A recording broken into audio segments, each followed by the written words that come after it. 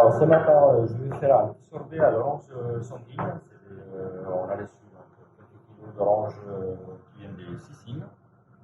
C'est un parfum qu'on fait régulièrement à la sibérienne. Alors l'orange sanguine, voilà, pour avoir une idée. Alors, elle est sanguine, voilà, parce qu'elle est rouge, mais voilà, ça va forcément rouge. En fait, ce qui caractérise ce type d'orange, c'est surtout son goût, qui est légèrement amer par rapport à une orange classique. Donc, je vais commencer par presser. J'avais déjà commencé à en faire un peu.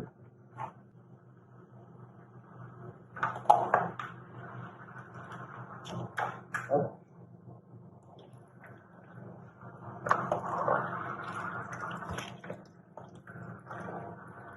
Voilà. Et puis, les étapes, ça va être faire les jus, préparer les sucres, préparer les mix, et puis passer à la turbine.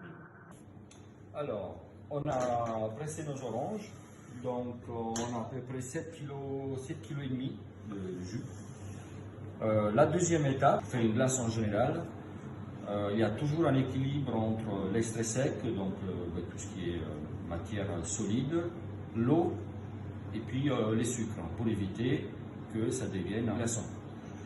Et dans les sorbets, ce qu'il faut faire, pas à chaque fois mais régulièrement, il faut quand même vérifier les taux de sucre qui est déjà le fruit lui-même.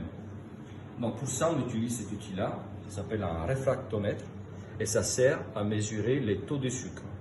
Donc on s'en sert pour mesurer les taux de sucre des fruits, ou même pour les alcools. Quand on fait une glace à l'alcool, on ajoute du sucre, donc il faut savoir combien on en met pour pouvoir contrebalancer avec du sucre ajouté. Et donc là, je sais que l'orange sanguine en moyenne, c'est 12% de sucre. Et de temps en temps, on vérifie si on est toujours dans cette moyenne pour que notre recette elle soit toujours valide en fait. Si jamais on dépasse de 2%, si on est par exemple à 14%, il va falloir corriger la recette. En conséquence, donc réduire les sucres à rajouter. Donc pour faire ça, donc, je vais prendre un peu de jus, je le mets dans les petits miroirs ici, je ferme et je vérifie. Voilà, là on est à 11%, donc ça va. Je vais vérifier avec l'autre aussi. Et voilà, là on est à 12%, donc pile. Donc voilà, donc notre recette, ma recette telle qu'elle est, elle va très bien. Donc on va avancer là-dessus. Donc maintenant je vais composer ma recette. Donc il va y avoir très peu d'eau parce que sur un fruit comme l'orange, donc quand on fait les sorbets, on a trois catégories de fruits. On a des fruits forts, des fruits moyens et des fruits doux. L'orange c'est un fruit doux. Plus les fruits les doux, plus il en faut dans la recette. Avec l'orange, on est à 75% des fruits. Ouais, voilà, 78% des fruits, donc il n'y a quasiment que du fruit en fait. Il y a très peu d'eau. Donc on va mettre un peu d'eau, on va préparer un petit sirop donc avec tous les différents types de sucre que je vais vous montrer. L'eau, et après, quand le sirop sera prêt, on va rajouter l'orange et on va la turbiner. En premier, on va mettre les fructoses. Donc nous, à la sibérienne, depuis quelques années, on utilise les fructoses au lieu du saccharose. Les saccharoses, c'est les sucres communs que tout le monde connaît, qu'on a chez nous à la maison. Alors les fructoses, c'est les fruits issus des fruits directement. Alors pourquoi les fructoses? C'est pour baisser les taux glycémiques de la recette en général. Donc ça reste du sucre, ça reste une gourmandise, mais on essaye quand même de baisser les taux de sucre dans nos glaces. Et en plus, les fructoses, il a un pouvoir antigel plus important par rapport au saccharose, aux fruits standards. Donc, on peut en mettre moins. Donc, ce qui fait que notre recette a quand même un taux glycémique moins important. Et surtout, ça nous permet de mettre plus en valeur les fruits lui-même. Donc, on va commencer avec les fructoses.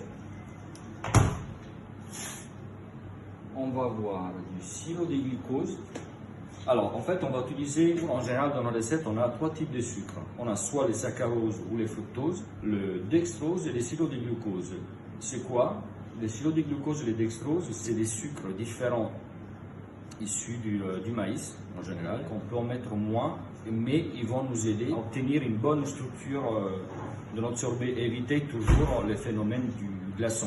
L'ingrédient qui n'est pas vraiment du sucre. Ça s'appelle l'inuline, c'est des fibres végétales et ça sert à donner de la structure aux fruits qui sont très liquides, qui ont beaucoup d'eau. À l'occasion, l'orange, elle a énormément d'eau, évidemment. Par exemple, sur un sorgho à la mangue, il n'y aura pas besoin parce que la mangue, il aura déjà de la fibre.